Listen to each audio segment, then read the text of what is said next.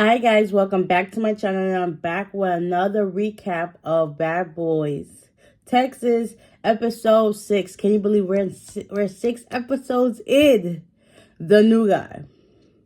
So let's get into it. So, as y'all already know, Chef D, since the show started, has been fighting everybody. So now everybody pull up to the house because to the other part of the house. And Chef D sees Carry-On, and he really wants his ones with Carry-On, and basically he just wants money. So they was talking it out. Chef D was talking to Raz B after the fight done broke out between Carry-On and Chef D. But you know what's funny? Carry-On was talking all this smack about in his confessionals about how he gonna get Chef D.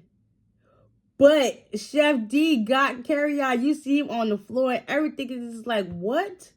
I thought you was about that life. But clearly he's not about that life. But still, after the security broke them up, Raz B said what he had to say. He basically spoke to Orlando, was like, listen, isn't you the reason for all of this? You know, I'm going to hold my accountability. Them two got in there, but then again, Raz B saw both sides of the situation. He was like, all right, so what's your cash app? And he cash apped him some money.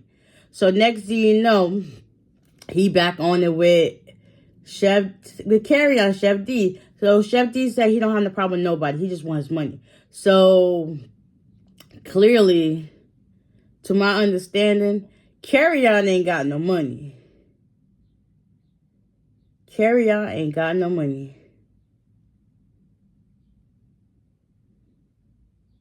That part. Because you can see, even after Raz B sent the money, Chef D was like, listen, I just need my money. And he said, well, it's not the principle of the thing. And they called him out when they was at the club that he had Area 29's money. Like, how you throwing that type of money at the new club? Like, called him out in front of his face, and he's just standing looking like a sad puppy dog. Like, it's nothing he could say about it because obviously it was the truth. And yeah, it shows he ain't got no money. He ain't got no money. No type of money whatsoever. So after that whole situation done ensued and, you know, everybody got back into good graces, they're all talking about going out tonight. So they all get ready to go out to this club. And they put on their best attire and whatnot. So, no, not yet. Okay, yeah. So everybody put on their best attire. And oh no, my bad. I don't want to skip ahead. Banger goes to check on Big Lou because supposedly he got sick from the night before. And hold up. I'm having like a brain fire right now. Alright, I know I was right. Alright, so everybody put on their best attire and they get in the Sprinter and they go out to party. Next thing you know, they end up on 6th Street, so it was like a whole group of people. So they got out to, you know, try to promote themselves so everybody can know who they are as individuals and then who they are as a group. They walked for like a mile. They basically club hop and it was turning it up, having a good time. Orlando got too daggone drunk that he couldn't even like cooperate like everybody else. Chef D and the security had to hold him up the whole entire time.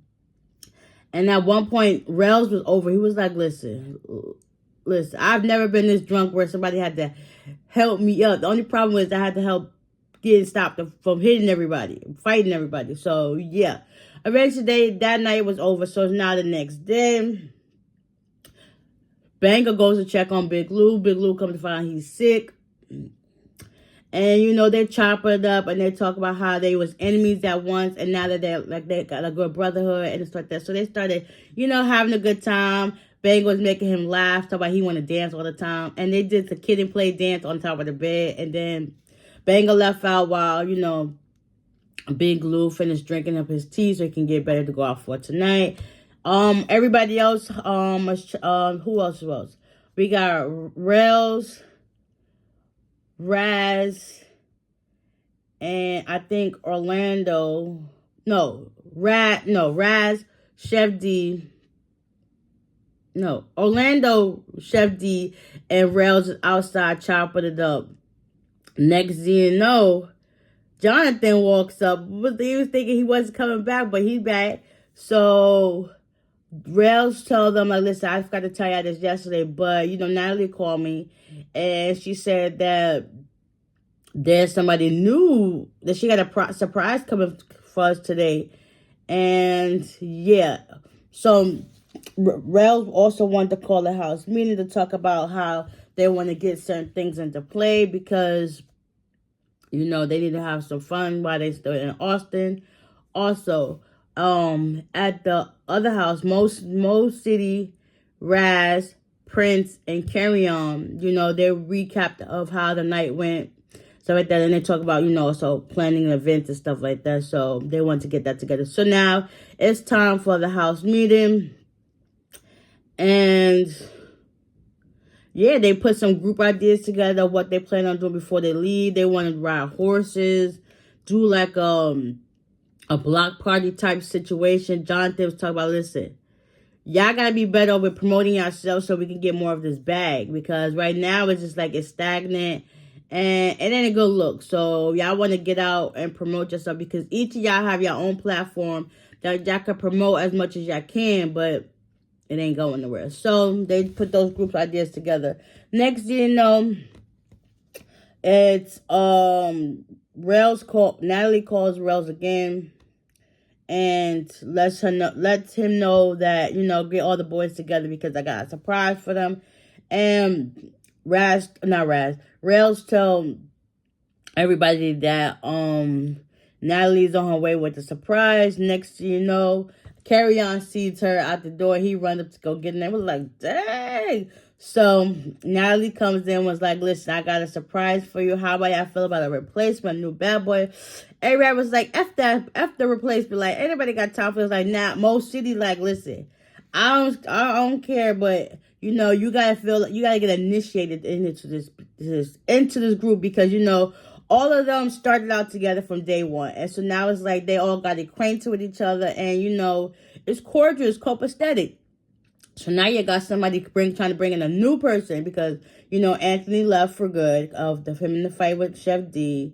And then it's like, yeah, we got to make this work. So Natalie agreed to all of them or whatever. Then she was like, listen, I'll be right back. I'm about to go out to get him with the security. Come back in. Next thing you know, this dude happens to be, I think, Adonis.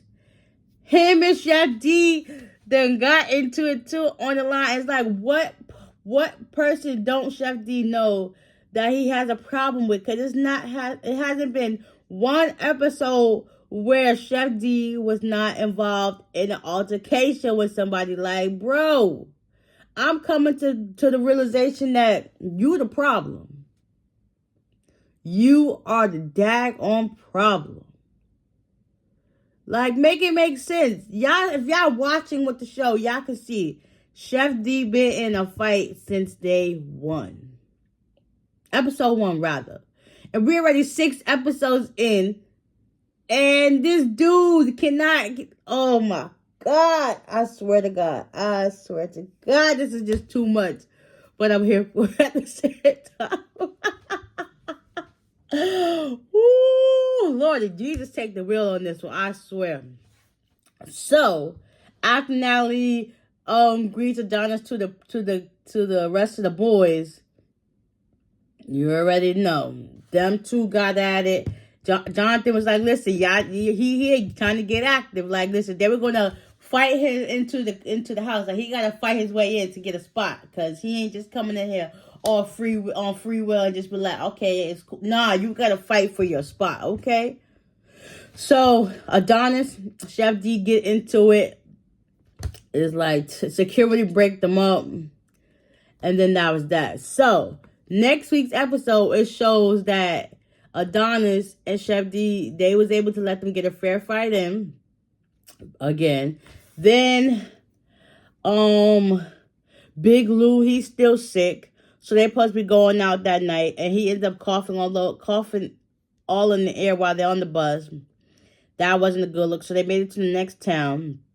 And come to find out, they want to take him to the hospital because that's just unsanitary. That's just nasty. And they say COVID in the air. So it's like, you got to be cautious at all times because you don't want to get the next person sick, regardless of how small it may be. So yeah, that was that. This episode was very intense. And it's like, Chef D, you got to tone it down, sir. Because at this point, it's like you a bully, you the problem. And people gonna get turned off by you. It's like you always in the mix of something that you shouldn't be in. But anyways, I hope you guys enjoyed this recap. Y'all stay tuned for next week's episode. I got y'all. And with that being said, bye.